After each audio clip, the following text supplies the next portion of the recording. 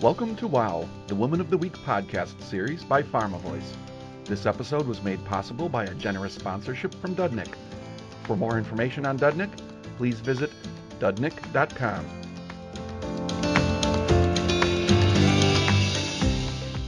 In this episode, Taryn Rome, editor-in-chief of PharmaVOICE magazine, meets with Dr. Joan Mannick, co-founder and chief medical officer at Restore Bio. Dr. Mannick, welcome to the PharmaVOICE WOW podcast program. Thank you, Taryn. I'm delighted to be here. Well, we're delighted to have you here as well. You made a pretty bold leap to co-found Restore Bio after a very successful career as executive director in the new indications discovery unit of the Novartis Institute of Biomedical Research. What were some of the key drivers that led you to make this transition? Sure. So the program that I was involved with at Novartis was targeting aging pathways as a new way to treat aging-related diseases. And Novartis decided to spin out the lead program into its own separate company, which is Restore Bio.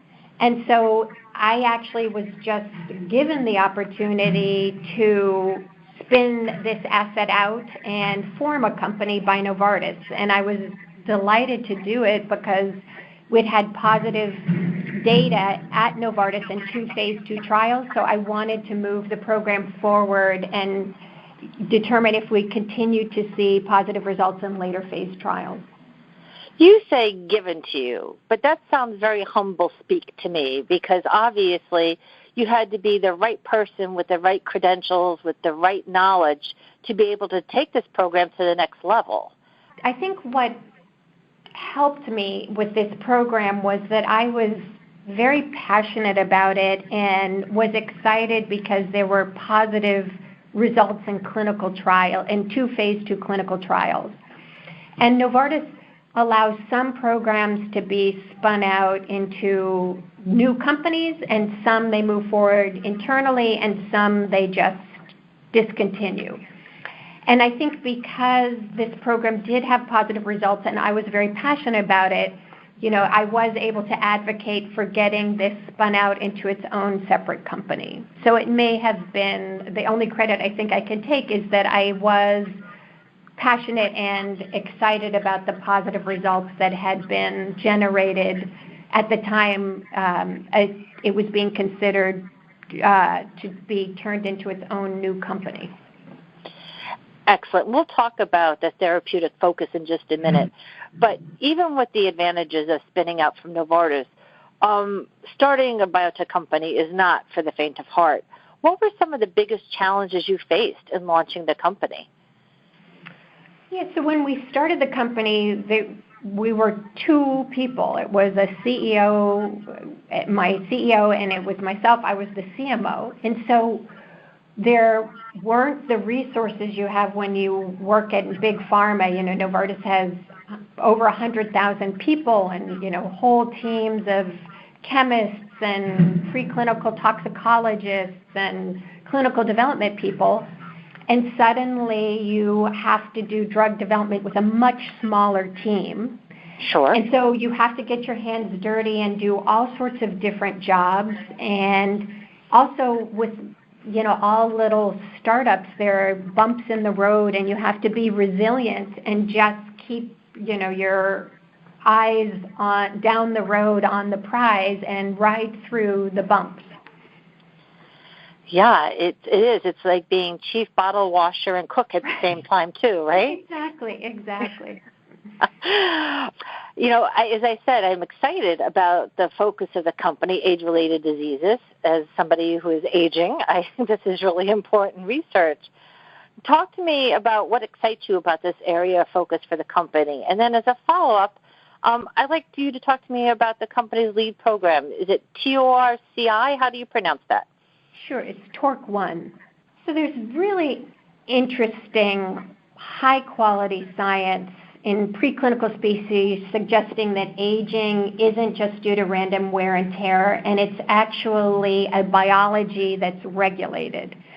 And it's regulated by a few specific mechanisms that have been identified to date. And one of the best validated mechanisms is the activity of a protein complex called TORC1. So what's interesting is when you inhibit the activity of these protein complex in every species studied to date, in yeast and worms and flies and in mice, lifespan is extended, and the organisms not only live longer, but they stay healthier longer. And what's important about the fact it's in so many different species, that the benefit of inhibiting TORC1 is that these are very evolutionarily diverse. And so if throughout evolution, this mechanism that seems to contribute to why organisms age has been preserved, it's likely that TORC1 may also play a role in human aging. So then the question is, if you want to, in drug development, look at whether TORC1 inhibition impacts human aging, you need to pick some endpoint that can be analyzed in a relatively short period of time to see if you are impacting aging. And that's the tricky part of drug development in this field. What is a endpoint? You're not going to look at lifespan in a clinical trial, but what's an endpoint that occurs in a shorter time frame that can be assessed in a clinical trial? So we looked at what are the things that get better when an old mouse is given a TORC1 inhibitor, and we saw that the function of some organ systems, but not all organ systems, get better. The function of the heart, the function of neurologic function, physical activity, and the function of the immune system get better in old mice given TORC1 inhibitors. So as our first indication, and this was to your question about our lead program, we said, if we give elderly people TORC1 inhibitors, can we help the function of the aging immune system? And if you can make the immune system function better, one of the endpoints that should occur is that older people will get fewer infections. And in particular, they should get fewer respiratory tract infections, which are the most common infections that occur in the elderly and are a leading cause of morbidity and mortality. So that's the background for our lead program, which is giving older people our TORC1 inhibitor called RTB101 to see if we can reduce the incidence of respiratory tract infections during winter cold and flu season.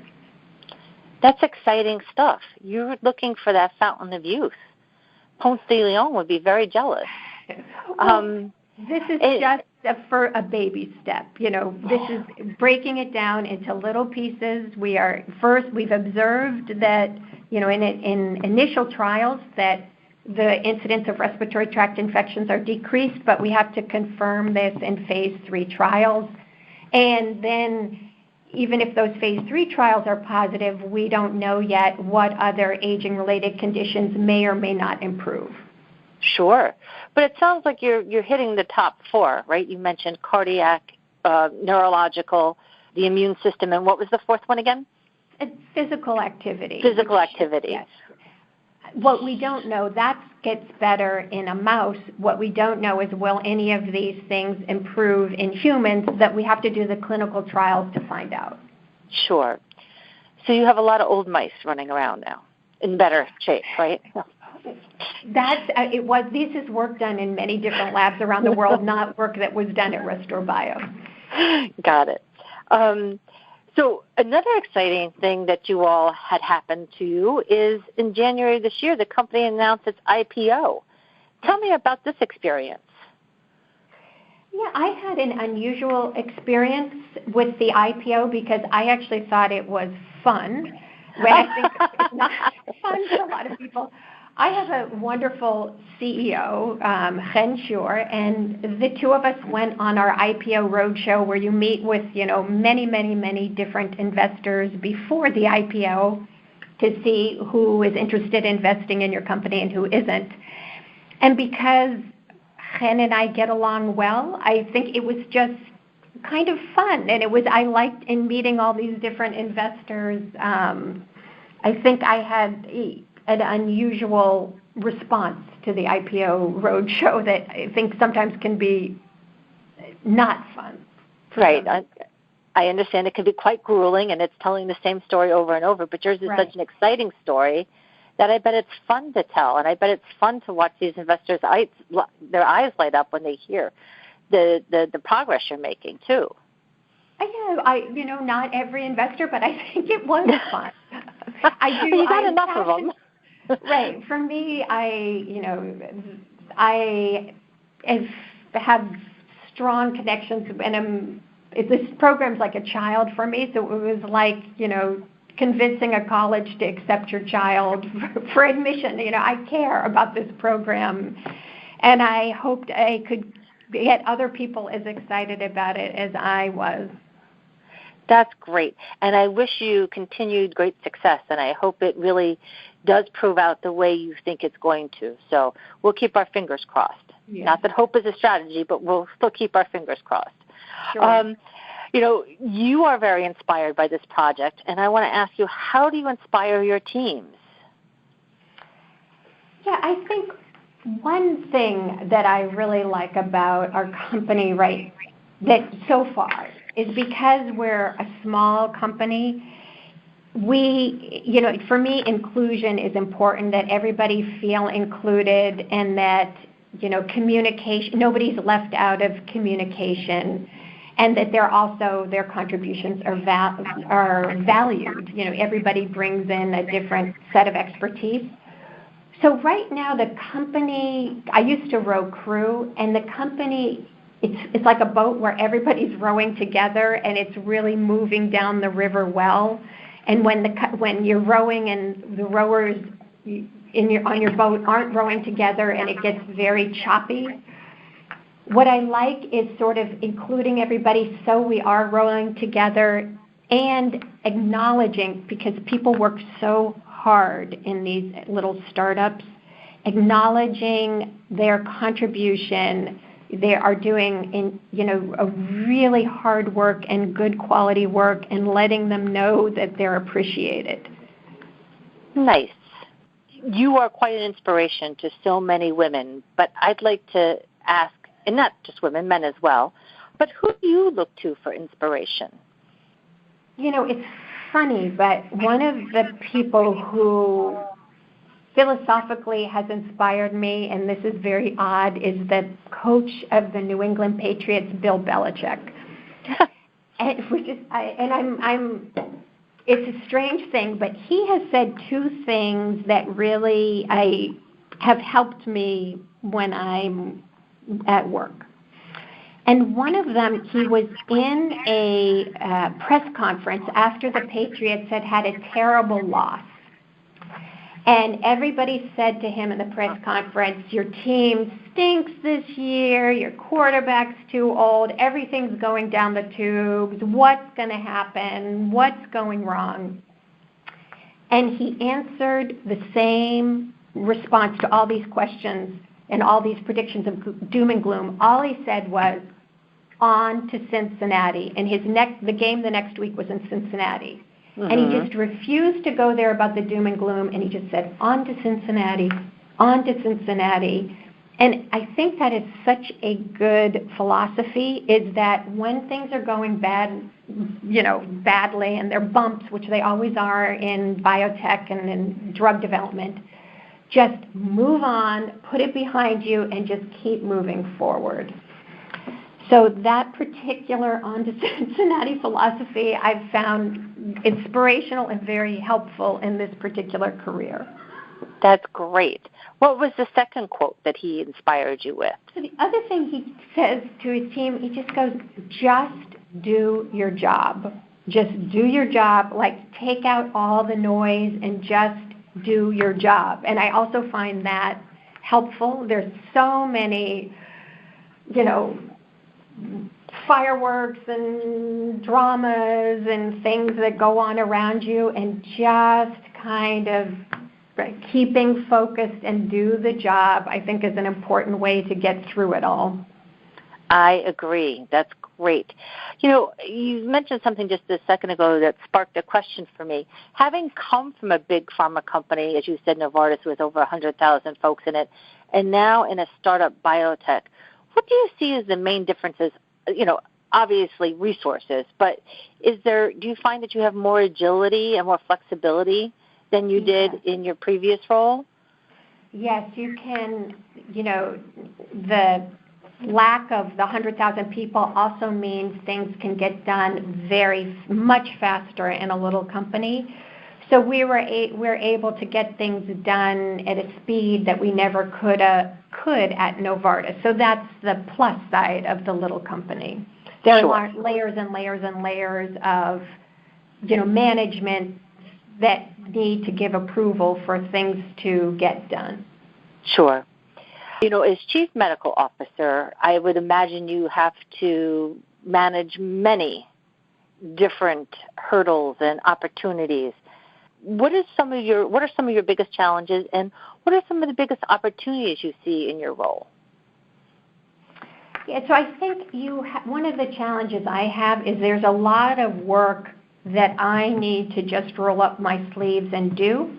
And then there's a lot of work managing, the people who are my direct reports, and getting that balance right of managing versus doing the work yourself. That's one thing that I, always want to try to get right and not spend all my time, for instance, just doing work and not helping the people who are reporting to me, make sure that they're doing okay too. I want to get that balance right.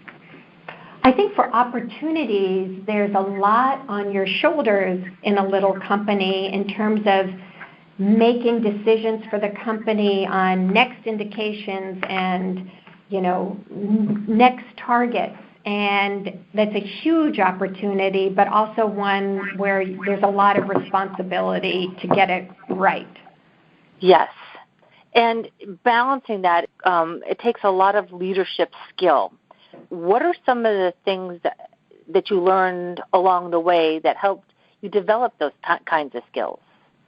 I had a really great mentor at Novartis who was I think another one of my inspirations, and he's actually come to be the chief scientific officer at Restore Bio, so I'm really blessed with that. But it's Lloyd Klickstein, and as a leader and a manager, he always made us feel heard.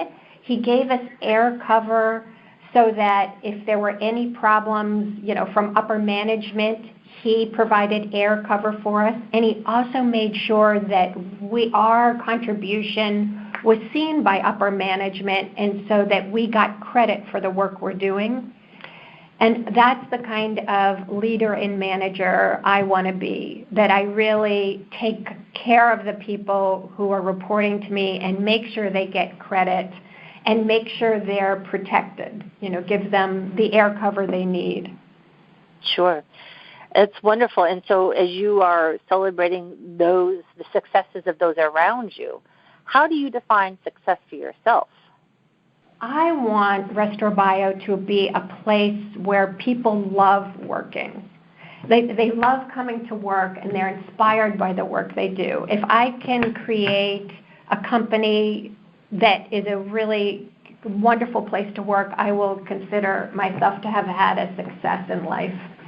And then sort of the bigger goal, if within this company we can develop a drug that moves the needle and really helps our older population that I think is not getting adequately sort of taken care of in drug development, and really start developing drugs that help people have a better older life and live healthier longer, that's the ultimate goal, where I really will feel on a more macro scale that I had a success. That's fantastic. There are a lot of women who look to you as a role model. Any advice you can provide to others who might be contemplating taking an entrepreneurial leap, as they maybe look for new opportunities, as they look to phase out of their current career and maybe do something a little bit different? My interesting sort of eureka moment in life came when I was 50. As a woman, I had come from a family where academic medicine was sort of the family business. My father was in it, my mother was in it, my aunts and uncles. And I just assumed I'd always have a career in academic medicine, and so I was in academic medicine at age 50, and I was running a lab, and I was seeing patients, and I was trying to raise a family, and I didn't feel like I was doing anything as well as I wished I could. So I didn't feel like I was seeing patients, giving patient care as well as people who just did patient care, and I didn't feel like I was doing the basic science as well as people who spent all their time doing basic science. And I didn't feel like I was raising my kids as well as a stay-at-home mom might be able to raise their kids. And the whole thing just didn't seem to me like maybe was the perfect career for me. And I talked to my father at the time, who had a career in academic medicine. He said, Joan, at age 50 is one of the last times you can actually change careers and try something completely new. So at this time, I was starting to get some executive search people talk to me about whether I wanted to look at some jobs in the biotech space. And I had some friends who had left academics to go into biotech and loved it. So I just decided I'm going to take a risk and try something new. And I left academics and I went to biotech. And I eventually ended up at Novartis, where I was in translational medicine, where you translate the basic science to the patient. And it was the perfect job for me, because I knew the science and I knew the medicine. And I wasn't the best at either of those, but I was really good at bridging the two. So I think taking a risk in your career for women and not being afraid to try something new is one piece of advice I would give. That's awesome. And it's a calculated risk. It wasn't that you were just going to go here, there, another. You really looked at where your opportunity was and carved out a new path for yourself. Congratulations. Right. That's wonderful advice. That sounds like a pretty big wow moment. But is there another wow moment that you can identify in your career? That was my wow moment. Yeah, I was going to say, it's a pretty big mic drop, yep. Yes, I would say, and then I guess I could give that one as my wow moment. And then the advice for women, I would say, be resilient. Like, don't worry when you hit hurdles, just find a way forward, because there usually is a way forward, and don't take no for an answer. I love that. It's been really great speaking with you. I love your story. I love the science you're pursuing, and I wish you all the luck in the world. And I hope that we get to meet sometime in person. Absolutely. Thank you so much. Thank you for listening to this episode of WOW, the Woman of the Week podcast series. And thanks again to Dudnick for sponsoring this program. For more information on Dudnick, please visit dudnick.com. We also encourage you to listen to additional episodes at pharmavoice.com/wow. This 2019 program is copyrighted by PharmaLinks LLC.